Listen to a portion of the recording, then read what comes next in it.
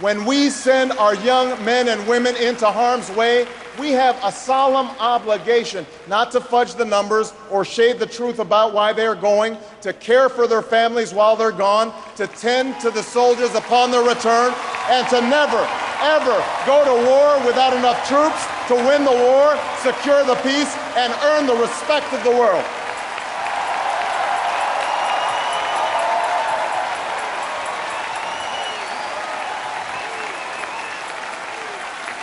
It's not enough for just some of us to prosper. For alongside our famous individualism, there's another ingredient in the American saga, a belief that we're all connected as one people.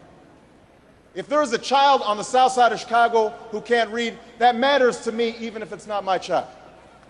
If there's a senior citizen somewhere who can't pay for their prescription drugs and having to choose between medicine and the rent, that makes my life poor even if it's not my grandparent.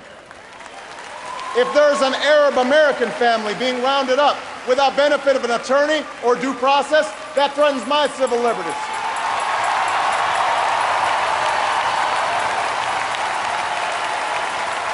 It is that fundamental belief. It is that fundamental belief. I am my brother's keeper. I am my sister's keeper that makes this country work. It's what allows us to pursue our individual dreams and yet still come together as one American family. E pluribus unum, out of many, one. Now, even as we speak, there are those who are preparing to divide us. The spin masters, the negative ad peddlers, who embrace the politics of anything goes. Well, I say to them tonight, there is not a liberal America and a conservative America. There is the United States of America.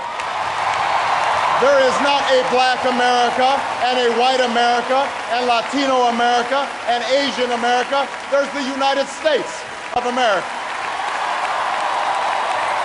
The pundits like to slice and dice our country into red states and blue states, red states for Republicans, blue states for Democrats, but I've got news for them too. We worship an awesome God in the blue states, and we don't like federal agents poking around in our libraries in the red states. We coach Little League in the blue states, and yes, we've got some gay friends in the red states. There are patriots who opposed the war in Iraq, and there are patriots who supported the war in Iraq. We are one people, all of us pledging allegiance to the Stars and Stripes, all of us defending the United States of America.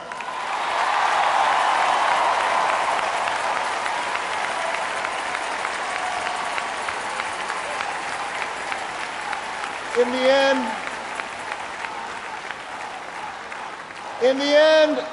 the end, that's what this election is about.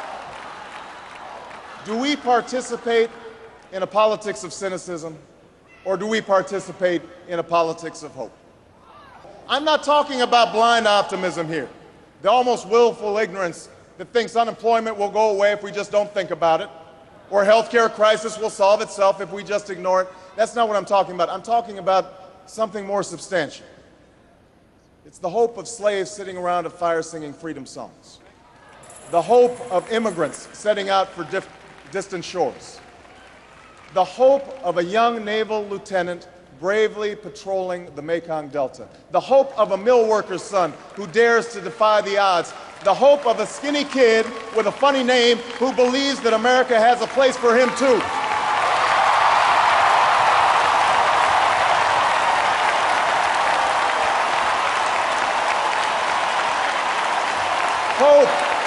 Hope in the face of difficulty, hope in the face of uncertainty, the audacity of hope. In the end, that is God's greatest gift to us, the bedrock of this nation, a belief in things not seen, a belief that there are better days ahead.